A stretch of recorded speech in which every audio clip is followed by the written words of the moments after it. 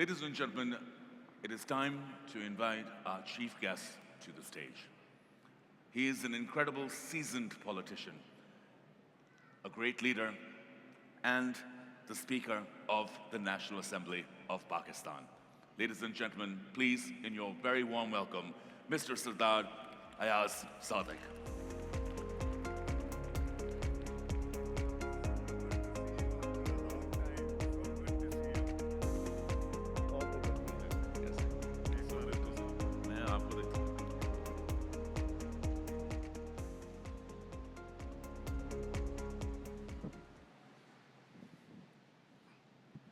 Auzu billahi minash shaitanir rajeem. Bismillahir Rahmanir Rahim. Mia Asad Hamid, ladies and gentlemen, Assalamu alaikum. I had written a few lines to make sure that I am specific and I talk on the subject, but I think, like everyone else, I will be brief, short, and not go into details. But I'll take this opportunity to congratulate Mia Asad Hamid, the Haval team, the GWM team, the Sardar team for giving Pakistan yet another product, the first one, the hybrid, that has been now being assembled in Pakistan. I will be very frank with you. When Asad Hamid launched this product, we have grown up with American, German, Japanese, and Korean products. We've never had the opportunity of using Chinese product. So I was one of them who insisted that, no, I'm going to stick to the products that we already are using and not go into this experiment. But I was wrong. And time has proven that. Mia Asad Hamid, his team, Amar, GWM, Sardar, not only gave us a product of quality, but the strength was the after-sales service that we've witnessed over these years. That is the real strength of the company. So congratulations, Mia Asad Hamid, for this product and giving. And in this world of competition, I remember the 2016 policy. We were not sure how many new products are going to come into the market. But we have quite a few products. But as I see the figures of prosperity that the country is going through, their product is one of the leading products. And alhamdulillah, by the grace of Almighty Allah, things have started moving in the right direction. And I'm not saying that they're moving in the right direction. It's Moody's, Standard & Poor's, Fitch. International organizations are also admitting and upgrading Pakistan's economy. And the Prime Minister of Pakistan is leading a delegation of businessmen. When I say businessmen, that means at their own expense. They're going to China next month. And business to business is important. Government to government carries on, but business to business is important. And these delegates who are going to represent Pakistan to deal with the Chinese companies, to get them to invest in Pakistan or to have joint ventures, that will, I think, lead to another milestone in the coming days. Today is a special day for Mia Asad Hamid, for you and your team. It's a special day for us in Pakistan also. I think 78 years, this country has gone through a lot. We've seen terrorism, we've seen wars, we have seen ups and downs, and we have been victim of the doings of others. But now I think the resolve is there.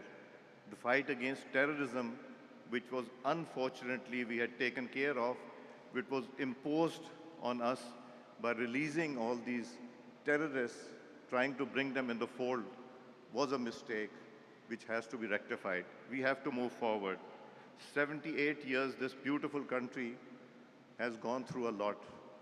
But the people of Pakistan, the resilient people of Pakistan, have the strength to come back. They have not only proved once, but they have proved many times.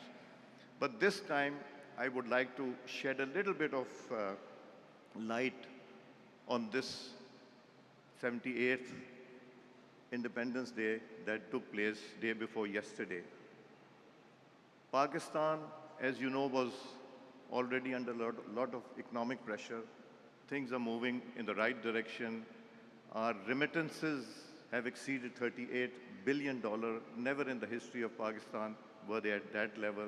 Interest rates from about 20% have come down to 11%, and gradually we are moving in the right direction. I'm a very optimistic person, no matter who is in government. I think we have to think positive, we have to work positive. Negativity brings more negativity, and positivity multiplies much more than anything else.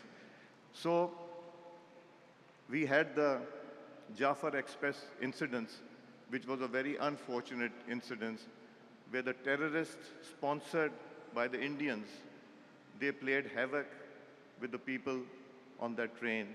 But fortunately, we were able to overcome them, and we got rid of those terrorists. As in this period, there is no compromise on the dignity of Pakistan. Anyone who wants to play with the sentiments of Pakistan, with the lives of the people of Pakistan, there is no forgiveness for them. We had openly given evidence of Indian aggression in that, an Indian hand. We were expecting something to happen from India.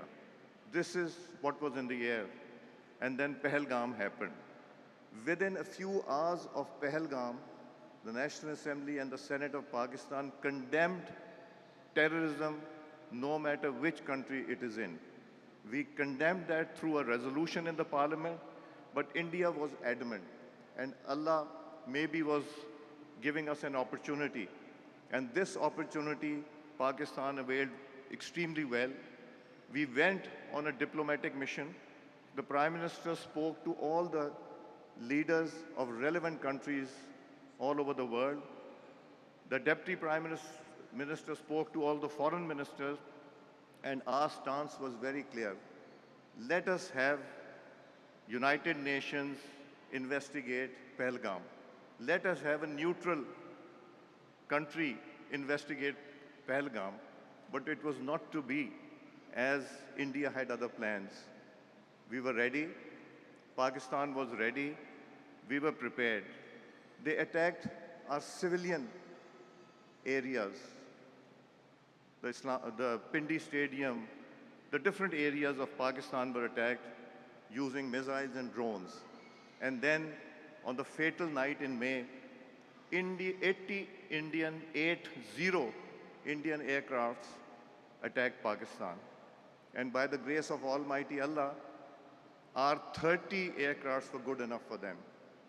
We did not shoot down a single aircraft. We did not shoot down a single aircraft that did not release missiles onto Pakistan. The only aircrafts, Indian aircrafts, that Pakistan targeted were those aircrafts which were releasing missiles. We shot down 6 of them. We could have shot down at least 12 of them. We restrained, but we taught them a lesson.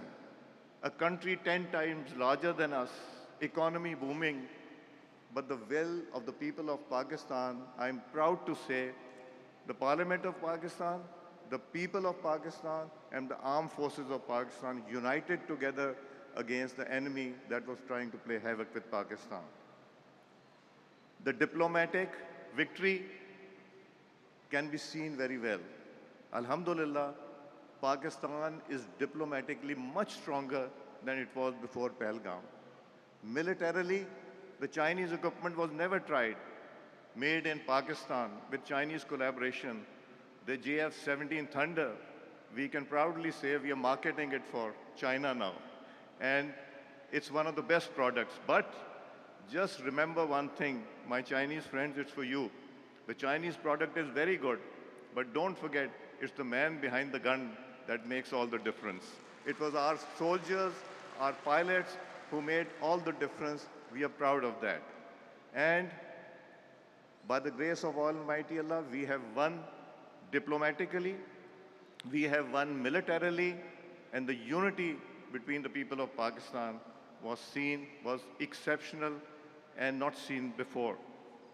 I, I feel that this Independence Day on the 14th of August was something what we are proud of.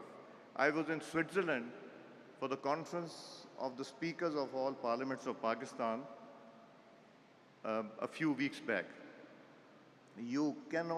I cannot explain, I cannot in words explain to you the kind of respect Pakistan got there. I got there because I was representing Pakistan. The countries that came to me, the speakers of the countries who came to me, who asked me questions about how we did it. A country which is 10 times bigger than you, with military strength unimaginable, with the best aircrafts of Rafales, supposed to be the best. How did Pakistan do it? Is the will of Allah, the prayers of the people of Pakistan and our armed forces and the government that united together. I would also like to say that at this moment, I have never seen in my 25 years of political career, seen diplomatically Pakistan at that stage. I should also say that we are very grateful to our friends, China, who stood with us in this war, Turkey, Azerbaijan, Saudi Arabia, UAE, and the Europeans were neutral. They did not blame us like every time before, or the US. This was the diplomatic strength we had. This was the diplomatic victory we have. Good times ahead if we avail this opportunity that the world has given us, the respect that our country, Pakistan, has gained. It's a new beginning for us. And I feel it because whoever I meet who is not a Pakistani but related to other parliaments, their way of meeting us, greeting us, or discussing has totally changed. It's now for us to take advantage of these opportunities. And I think we will, inshallah, because there's no country like Pakistan, and inshallah we will succeed. We'll be successful. 2030, we should be the top 20 economies of the world. This is what our target is, and we can do it collectively. No government can do it on their own. It is the business community that is the strength. When our friend Razak Daud Sahab was there, it was difficult to get people to come into the tax net. We discussed that many times. We've crossed 7 million, but still that is not good enough. You have to pay your share. Everyone should contribute so that we make our country strong. I'm proud to be a Pakistani. What Pakistan gives us, I think no country gives us. And this is a land of opportunity. This is a country that has 4 seasons. This is a country that has mountains, glaciers, deserts, sea, forests. We have everything. And we have the most beautiful part of that is the people of Pakistan, the strength of Pakistan. I must also tell you that during this attack that India took place, the 25 to 35-year-old IT experts who were stationed in Islamabad, the role they played, the way they jammed Indian areas, the batteries that were hit, the railway station, the dams, their networks, they were all done by children. I would call them children, but young children, boys and girls, ranging between 20 to 35, who did all that work in collaboration with the Air Force. So I'm proud of them, and I'm proud of being part of this system where Pakistan is moving ahead. Asad, congratulations once again, and I did nothing for you. It was Allah's will. The time was determined when you're going to get the permission. The only thing I did was I invited the chairman of the Engineering Development Board and the Secretary Industries. Asad had about 5 or 6 meetings which I had arranged, and he wouldn't get the permission. So I asked him if what Asad is asking for, is he asking for the right thing? He said, yes. Then I said, you just have 2 options. Either give it in writing to him the reason why you are not giving him the permission or give him the permission. So I think that day I called him back from Chakri and that is when it all happened. So Allah Ta'ala ने वक्त लिखा हुआ था, हमारे हाथ में कुछ भी नहीं है. Thank you. Pakistan Zindabad.